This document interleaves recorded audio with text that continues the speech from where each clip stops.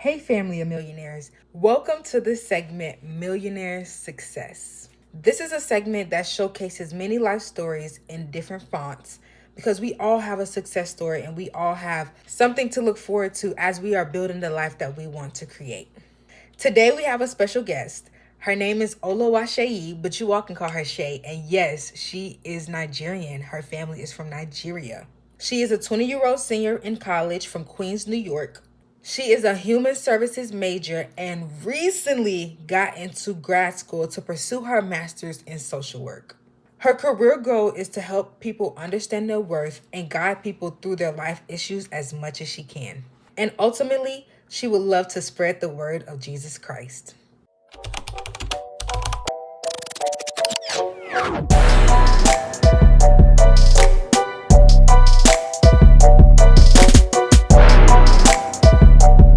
Hi, you guys. My name is Shay. Yay! Shay is here. Okay, and basically, our conversation is going to go around finances and mindset development. The idea of this segment is to get viewers to build a community around the conversation of finances. So Shay has a different background than I do, so I want her to share her experience and how she has overcame and gone through some of the things that she has gone through as a college student, and she's graduating this semester. So, Thank yay! you. Yeah, she has advice for you guys to share. So yeah. But before we get started, we're going to play a little game. Okay. And this game is called How to Get a Millionaire. Okay. How to get Okay. Yes. Okay.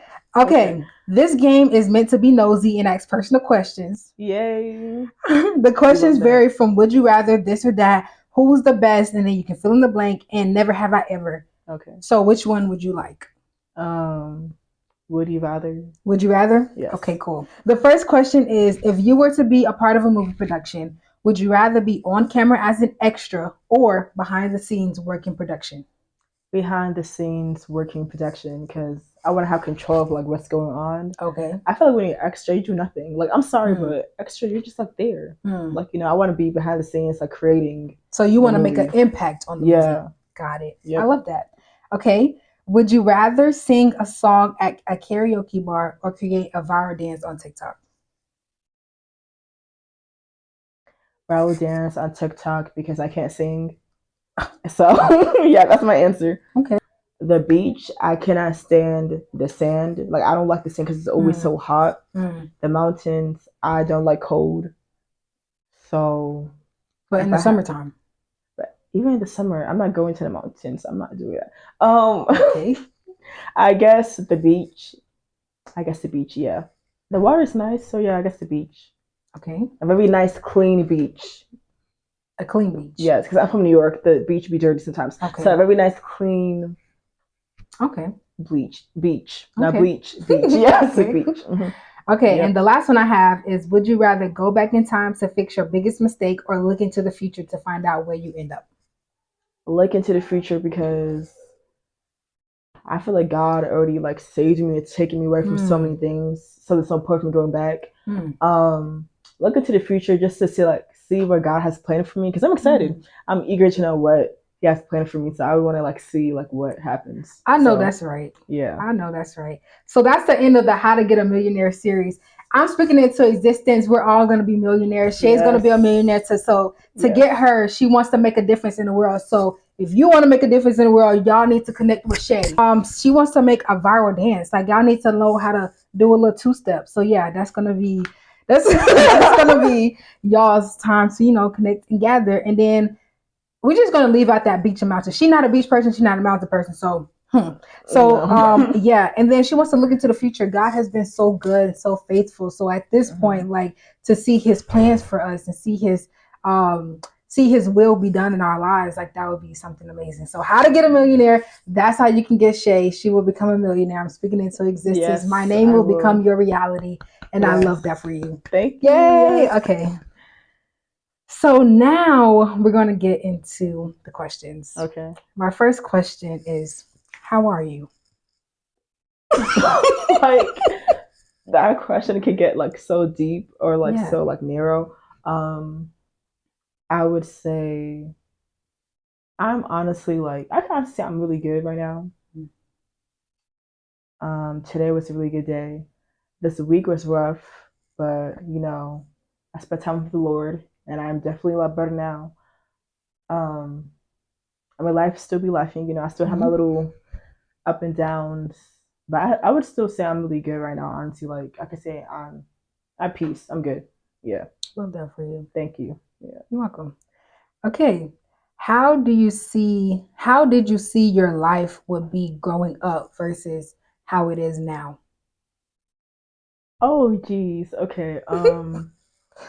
Well, if I'm being honest, growing up, not to get like depressing, but I didn't even think I was gonna pass the age of like 15. So I didn't always think so much about the future because I wanted to honestly just end it. Like I was like, I don't say I was suicidal because I never like attempted, but I definitely had a really bad mental state, and I just didn't live anymore. So I didn't really even imagine myself like going past 15. Definitely not 18. So yeah, that's really it. Like I can't even like really say what I imagine to be honest. I really can't say. So But yeah. like versus how it is now, do you feel like your mindset has shifted from coming from those suicidal thoughts? Because you said you never acted or inflicted upon yourself, right? So yeah, coming from the thoughts, do you feel like you have kind of shifted the way you think now so that you don't feel that way anymore? Or I don't know, elaborate a little bit more on I think how it is now. now I would say okay, because when I didn't want to say I was suicidal, but when I had those really negative thoughts about myself, I felt really lonely. I just felt empty. But now that I've really, got closer with God and take my faith a lot more seriously, I don't feel lonely, I don't feel empty, I feel fulfillment now. Like I know I have a purpose now.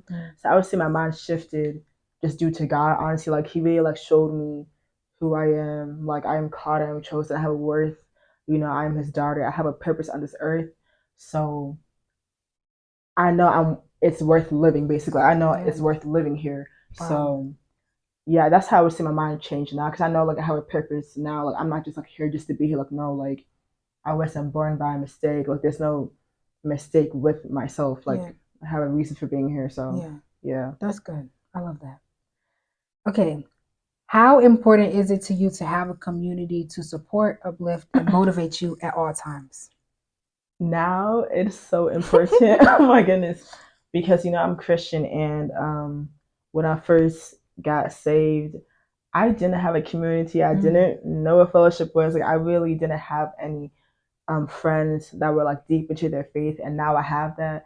And now I can honestly say it's been so helpful because I'm not gonna lie, like this year it just started, but this year hasn't been easy. But it's still better than what it was last year because last year I was far from God. I'm still doing better than I was last year, but it's been hard. I'm not gonna lie. These past what well 3 months in, these past 3 months have not been easy, but my friends, my community has helped me a lot. Like just filling me up with the word, giving me encouragement, also just allowing me to feel like that human connection, that relatability.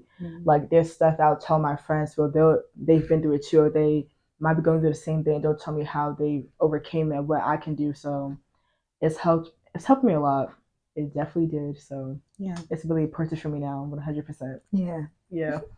So speaking of you not having those that community and that connection with people like in your younger days, what is something you would tell your younger self now being in the place that you are now? Like being in the place of your vulnerability and being able to open up and having a support system. What would you tell your younger you that didn't have that? Um. Oh, that's a good question. I would say first off, you're going to receive it. I would say that. And you're gonna have people who generally love you for who you are. You're not gonna have to like change yourself for like fit in. Because when I was younger, especially like in middle school and early high school, I cared so much about fitting in. And even like the groups I tried to fit in with, I still never really fit in with because it's like, like we're called to be set apart. When you're a Christian, you're called to be set apart. I never felt comfortable in those fun groups because the things they were doing weren't of God. So I always kind of felt like out of place. So with my fun group now, with my community now, I don't feel out of place. I feel where I'm supposed to be. So I would just tell my younger self, like, you're gonna find that group, you're gonna have that community. Don't worry about it. And just in the meantime, just see it as, you having more intimate time with God, like you're just riding along with God, and it's perfectly fine. Yeah. So yeah. Wow. That's amazing because I really do feel the same way. Like we have a similar story in that way where it's like those times where I was alone, like now I recognize as yeah, that was my intimate time with God to get to know him better so that I can be available to my friends and my community and my support system, and I can bring myself 100% to them just as they're bringing themselves 100% to me. So yeah, that was good. That was real, real good. Okay, so now I kind of want to shift the conversation to like financial, like that financial aspect. So you're a senior and you're getting ready to graduate. You have like a month left, like a little bit over a month left. So I want to like go into how you have managed your money as your time here at Lincoln. So I don't know, what are some of the things that you feel you have you had good control over, or some of the things that you had to work and build towards to have good money management? Okay, let me see. So my first year at Lincoln, well, I'm blessed to say I had a job. Like my whole year, all years of being in college, I'm blessed to say I had a job. My first year at Lincoln, I had a job. Of course, thank God. However, the pay wasn't the best for me due to what I have to, pay for my expenses, and it wasn't the best. So I really had to learn how to manage it, but it really was not easy because, like I said, it wasn't much. And then on top of that, I was really just depending on myself. I wasn't depending on. I was trying. Well, I depended on my dad at times, but I really just wanted to depend on myself alone because my dad, he was paying, my school bill. So when it came to like personal stuff like me having fun, hygiene things, clothes like that, even like food, groceries, I wanted to depend on myself.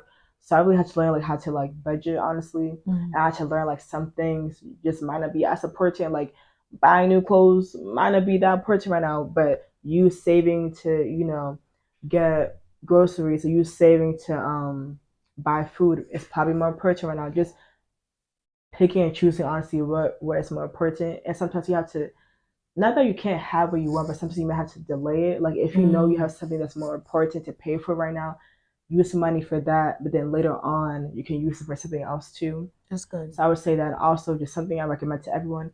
Please get a job if you're going to college. Like please do. Like even if your mom's like, yeah, or your parents are like, yeah, I'm gonna give you a weekly, a monthly allowance, still have your own money because you never know what will happen. I even went to the ER last school year, and I had to pay for an antibiotic, and it was not cheap. And even again this school year, I had to pay for another medication.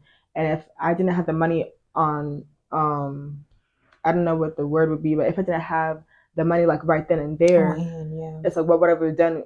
You know what I mean? Because it's like it was a health thing too, so I had to get it like immediately as soon as possible.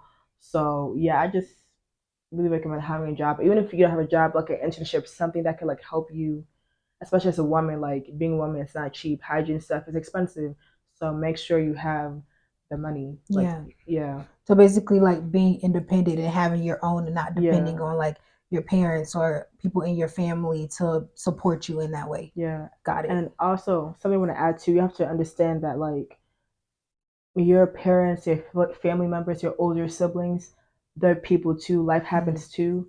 Like you could be depending on your oldest brother.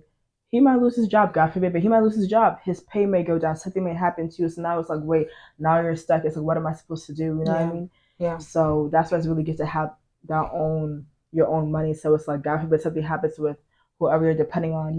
Okay, you can find another way out. So yeah. Yeah, that's real good. So when it comes to student um student debt and the ratio of student debt, what would you say, like if you had to do it all over again, what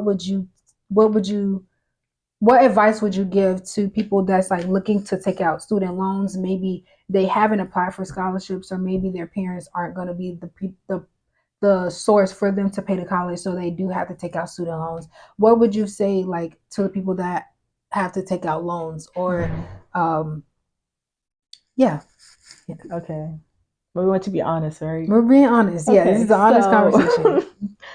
I'm not gonna lie. I'm still trying to figure out what I'm doing with my own loans. To be honest, I'm still trying to figure that out. But I would say first, apply to as many scholarships as you can. Yeah. I have a scholarship. I got lucky. It was a merit-based scholarships, and most colleges, at least from my experience, they will easily give a merit-based scholarship. So definitely having good, GPA as a high school student is really good because we can receive a scholarship from that. So I would say apply to as many scholarships as you possibly can. Do not give up. Apply to as many scholarships as you can. Also, like before you take out loans, really know what you're doing. Like really read about what the loan is, how much time you have till you can pay it back. Yeah. Read about interest. Read about what happens if, let's say, if you pay your loan late. Like learn about how the interest will increase. Learn about that stuff because that stuff really does matter. Yeah. And it has an impact on you.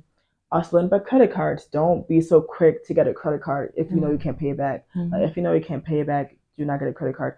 So that's like the best advice I can give to someone. Just really like read and like learn about what a loan is, what you're about to do before you do it. Yep. Because they don't want to just take out a whole bunch of loans, but then let's say you end up getting a scholarship and you didn't even end up needing it, or you got all these loans, but then you have no idea how you're gonna pay it back. And also something too is that this is gonna suck to hear, but sometimes like you have to choose finances over like your dream school. Like if your dream school is absolutely too expensive and you're not receiving any type of scholarships, you apply to many scholarships and the school isn't willing to give you a scholarship, you may not be able to go, honestly. And it sucks to like hear, but it's the truth. Like you have to think about long term, like it's under your name. It's not under your parents' name. It's under your name. Like when you're in college, you might not be a legal adult as soon as you go in, but eventually you're gonna hit 18 past that age.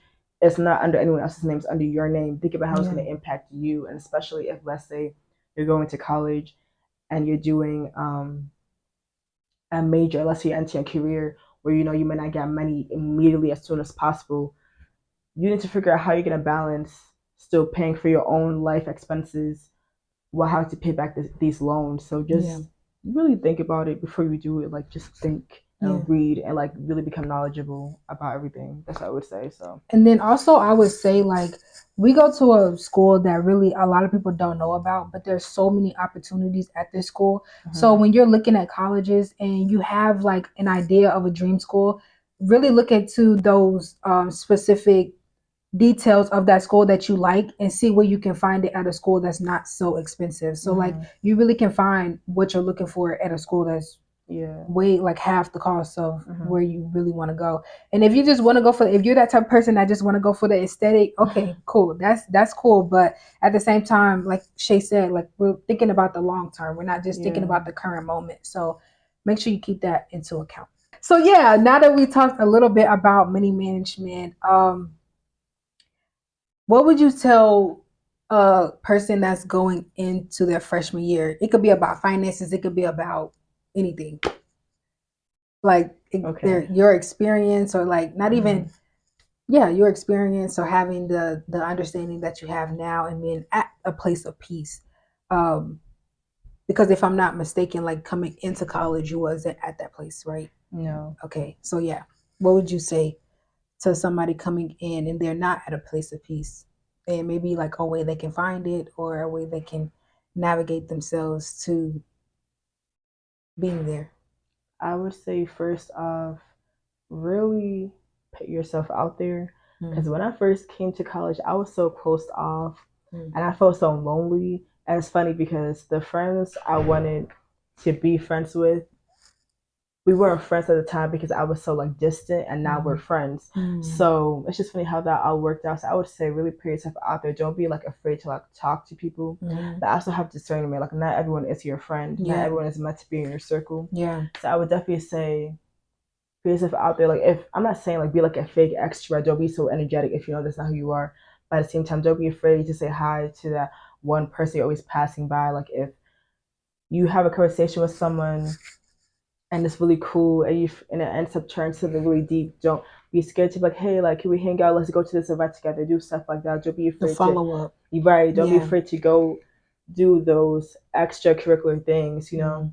I would also say don't, especially if you're going to like a campus, if you're living on campus, like of course it's about, you know, the academics, but also it's about life too.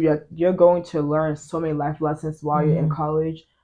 The So school is like literally the classwork is probably 10% of the college to be experiences. honest, like Yeah, it's hard. It classwork can be is hard at times, but it's really about like what you're learning. Like in between. I feel like college is like the mini like real life experience Yeah, before you really get into real life. yeah. So really Yeah. take everything in and do not be afraid to apologize. Like make sure like, because when you're in college, you're gonna see qualities in people that you don't like, and they're gonna see qualities in you that you may have not even noticed you had. That's good. Oh, that's good. So do not be afraid to Yeah. apologize, communicate with people, because you have to understand you're dealing with people of different, depending on the school you go to, different races, different backgrounds, different cities, different states, maybe different countries. You know, Yep. everyone's different. Yep. So just don't be afraid to communicate and apologize to people and really like absorb what they're trying to tell you, because you might be so easily offended. Like, what do you mean I'm not aggressive? But you really could be aggressive. Yeah. Like, you know what I mean? Yeah. Stuff like that. What else would I say? Can I piggyback off like Yeah, what you you were saying? can. Yeah. So like we go to HBCU, yes, but it's a horrible stigma that everybody at HBCU is the same and there's no diversity. That is so far from the truth that like if the truth was over there and the lie is over there, it's like that is so far from the truth. And like yeah, you are literally in the midst of people from different areas, different backgrounds, different lifestyles, like yeah. And then also like the different opportunities that our school has to offer. Like we're around non-black people all the time. We're around international students all the time. Like yeah, and so we have to learn how to not change ourselves but adjust to the culture and adjust to the dynamics of our campus, of our surroundings. So yeah, even small stuff like my skincare routine had to change because the air dynamics here is not that great. My eating habits had to change because there's farms and stuff around here, and some of the stuff that I can eat back at home, I can't eat here because it messes up my, I don't know, that sounds kind of weird, but it messes up like my little digestive system or whatever. But it's like small things like that that you have to be aware of when you come to college, and having the understanding that what you did back at home, everything that you did back at home is not going to work here. So yeah, just be aware of where you are in your surroundings and stuff like that. But yeah, go ahead. That was good. Thank you. I'm trying to see, what else can I say? I would also say for my believers, please walk with God. Please be with God, because honestly, like it can be really hard to be on a college campus and you don't have God. And you're around all of this. You're around like, so much. Like you're around the world.